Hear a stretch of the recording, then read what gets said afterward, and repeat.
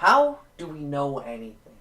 It's a pretty absurd question, and one that is next to impossible to answer, but many have tried to tackle the question. In science, we try to understand the world through experimentation. For instance, is ice always colder than water? A simple experiment would be to record the temperature of ice with a thermometer, and then the temperature of some water, and make an educated guess. The scientific method does have its flaws, however.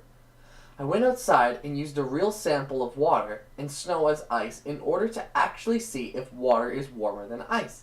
And I have a thermometer to test it. After placing the thermometer in some snow and waiting over 10 minutes, it had a reading of about -1 degree Celsius. In just a few seconds of being in the water, the thermometer was already over 0 degrees, making the water warmer. But what we are about to see will totally contradict everything.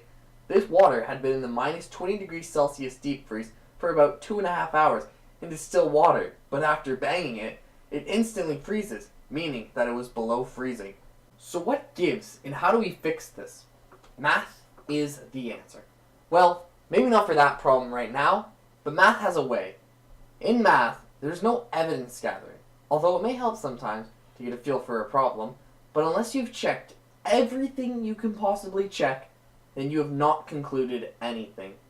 This is the essence of the proof, a way of guaranteeing correctness within a given set of parameters.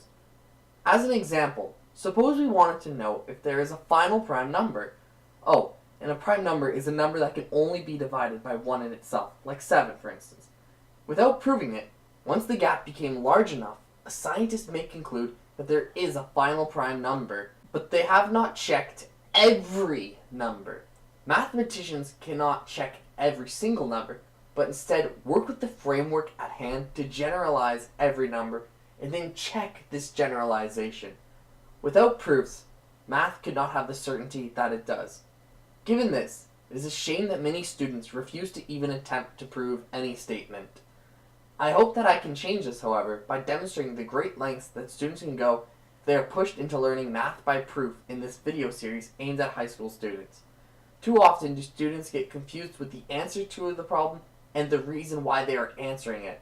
And this is what leads to the classic, "I don't know," effect that students have when they see a slightly unfamiliar problem.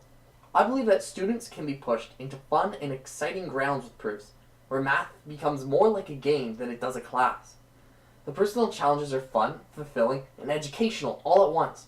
Not to mention that students familiar with proving mathematical statements that they take for granted can use their newly acquired mindset to tackle a wide range of unfamiliar problems.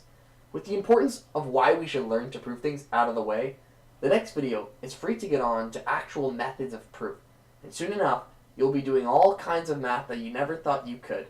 Do hold on though, because the series will start at a very basic level in order to make sure that the ground that we prove on is rock hard.